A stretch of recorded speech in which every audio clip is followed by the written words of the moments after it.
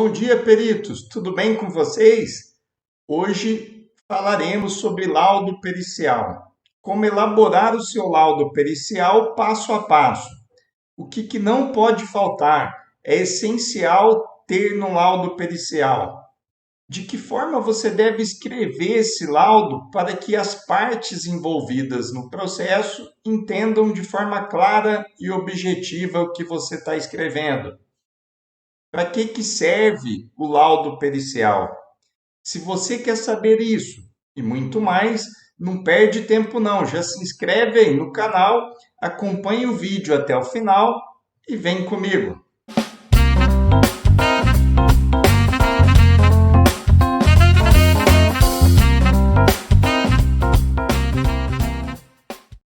Olá, peritos! Então, conforme combinado, hoje falaremos sobre laudo pericial, como elaborar o seu laudo passo a passo. Então, pegue a caneta, anotem dicas importantes que falarei nesse vídeo e vem comigo. Então, vamos a alguns pontos importantes sobre laudo pericial. O laudo pericial é o produto final de uma perícia. É um documento escrito onde o perito vai emitir a sua opinião, ou seja, o seu ponto de vista técnico, e vai justificá-lo. Dentro de um laudo, deve conter todos os seus estudos, pesquisas, diligências, busca de elemento de prova, ou seja, tudo que você fez passo a passo para chegar no seu resultado final. Ô Eric, então no meu laudo pericial eu tenho que escrever tudo que eu fiz para chegar no meu resultado? Sim, você tem que escrever o passo a passo de tudo que você pesquisou, tudo que você fez para poder chegar no seu resultado final, a metodologia que você usou para chegar na sua conclusão. A linguagem a ser usada tem que ser acessível às partes envolvidas no processo e ao juiz, que é quem vai julgar a ação.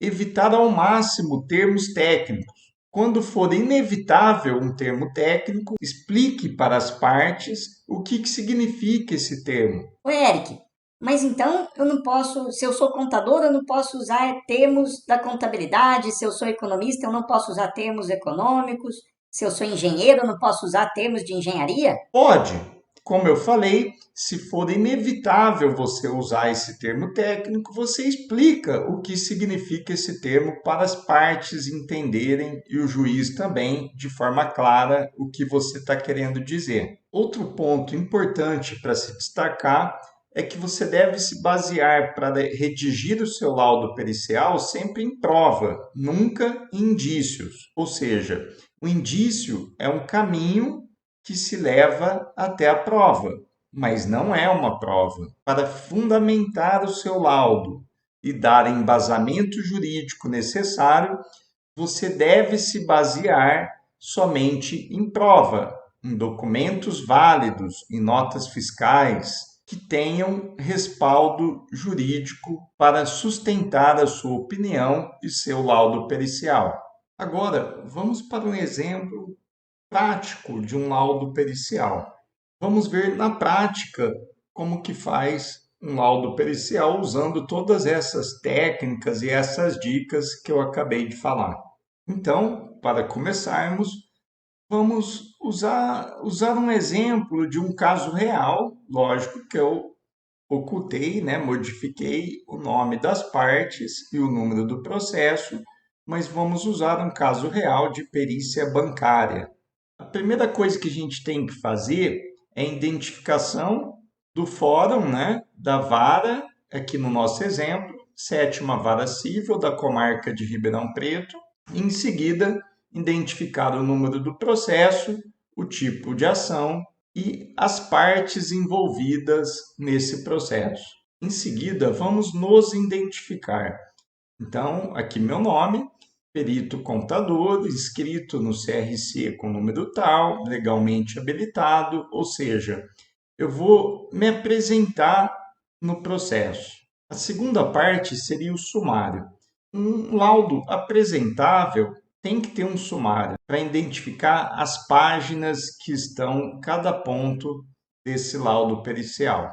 Primeira parte são as considerações preliminares. Nesta, o perito vai escrever um resumo do que foi feito nesse laudo pericial, nessa perícia. Então, aqui ele coloca: procedi à elaboração do presente laudo com a finalidade de manifestar sobre os encargos cobrados, composição dos cálculos do contrato de crédito em conta corrente, lembrando que esse é um exemplo de laudo bancário, né? Laudo pericial bancário. Dentro desse tópico das considerações preliminares, a gente vai destacar os principais fatos ocorridos no processo, os conflitos de interesse, os principais pontos abordados, as decisões proferidas no processo, as dívidas, a relação de mérito entre elas, o que uma parte entende como saldo devedor, o que a outra parte entende,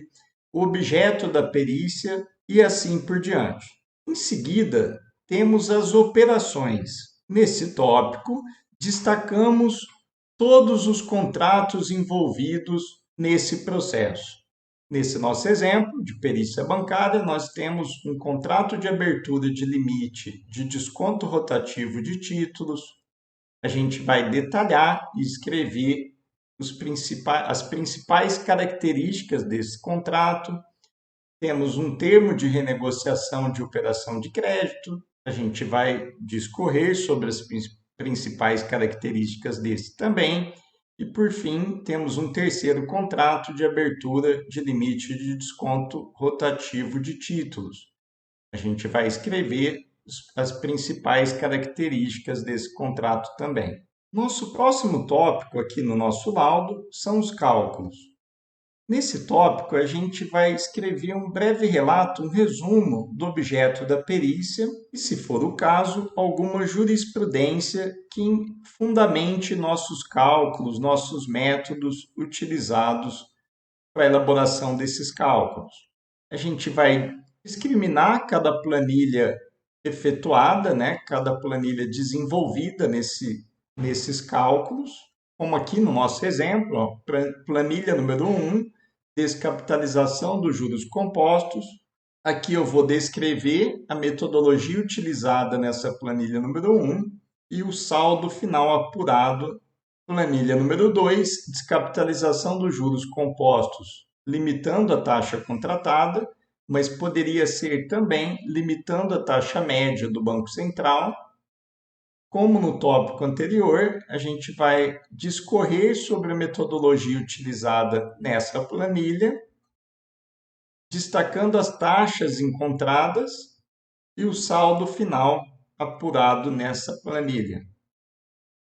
Por fim, a planilha número 3, consolidação dos cálculos até a data do laudo pericial. A gente vai consolidar esses cálculos atualizando pelos índices da tabela do tribunal, aplicando juros de mora de 1% ao mês até a data do laudo. E, neste nosso exemplo, como teve uma multa contratual nesses contratos periciados, a gente vai aplicar uma multa de 2% conforme estabelecido no contrato. Feito isso, a gente cola a planilha de consolidação dos cálculos aqui no nosso laudo, um resuminho do saldo devedor na data do laudo. Próximo tópico são os quesitos. Nesse tópico, a gente vai transcrever os quesitos e suas respostas, né? Começando pelo quesito do juiz, mesmo que não tenha sido ele acostados aos autos em primeiro lugar. Então, independente da ordem que forem juntados aos autos esses quesitos, a gente vai responder sempre o quesito do juiz em primeiro lugar. Ô, Eric, e se o requerente coloca o quesito no processo antes do juiz? Mesmo assim, eu tenho que responder o do juiz primeiro? Mesmo assim. Então, conforme eu disse, independente da ordem que forem juntados aos autos, o quesito que eu devo responder primeiro são os do juízo. Depois, pela ordem que forem juntados aos autos. Aqui no nosso exemplo, só tem os quesitos do juiz, que a gente transcreveu e respondeu em primeiro lugar, e depois os quesitos do requerente a gente transcreveu e respondeu aqui no nosso laudo. Nosso próximo tópico é a conclusão. Na conclusão, a gente vai fazer um resumo do resultado obtido no cálculo da perícia, destacando o valor credor ou devedor para a parte que requereu a perícia. Esse valor devidamente atualizado até a data do laudo pericial. Por fim, nosso último tópico, o encerramento do laudo. Nesse tópico, a gente vai encerrar e discriminar todas as páginas existentes no nosso laudo, todos os anexos e todos os apêndices. Ô, Eric, mas qual que é a diferença de anexo e apêndice? A diferença é que anexos são os documentos que a gente pega de algum lugar e não foi a gente que fez. Por exemplo, a gente pega alguma figura para juntar no nosso laudo que não foi de nossa autoria, não foi a gente que fez aquela figura. Então, é uma figura anexa. A gente pega uma tabela divulgada pelo Banco Central. Essa tabela não foi a gente que fez, e sim o Banco Central, então ela entra como uma tabela anexa. Nós podemos pegar um quadro divulgado pelo tribunal. Esse quadro, divulgado pelo tribunal, entra como anexo, porque não foi a gente que fez esse quadro, e sim a gente pegou direto do site do tribunal. Então ele entra como anexo. Já o apêndice é quando a gente elaborou, a gente que fez. Então, por exemplo, a planilha que a gente mostrou agora há pouco de consolidação dos cálculos. Essa planilha ela pode ir como apêndice. Por quê? Porque fui eu que fiz a planilha, né? A planilha de descapitalização dos juros. Foi a gente que elaborou, entra como apêndice. Então, essa que é a diferença. Quando a gente elabora, apêndice. Quando a gente pega de algum lugar pronto, anexo. E para finalizar, colocamos o local, a data, o ano, nosso nome, nosso registro, se for o caso, no órgão de classe, e a assinatura, e assim a gente finaliza nosso laudo pericial. Então é isso, peritos. Espero que tenham gostado. Nosso próximo vídeo será de como elaborar um laudo pericial na área tributária, um laudo de perícia tributária. Passo a passo, um caso real que eu fiz, que eu atuei como perito judicial, e eu vou mostrar aqui para vocês um exemplo prático de uma perícia tributária, um laudo passo a passo na área tributária. Em seguida, vou mostrar aqui também na prática como a gente acha a taxa média de mercado divulgada pelo Banco Central. Então, eu vou compartilhar o site com vocês do Banco Central. A gente vai entrar no site e ver passo a passo, item por item, como que a gente faz para encontrar essa taxa média de mercado em cada tipo de contrato diferente de empréstimo, financiamento e cheque especial. Não perca a sequência dos vídeos. Quem não se inscreveu, já se inscreve aí no canal. Quem gostou, curte o vídeo, por favor. E fiquem com Deus, aproveitem bastante e até o próximo vídeo.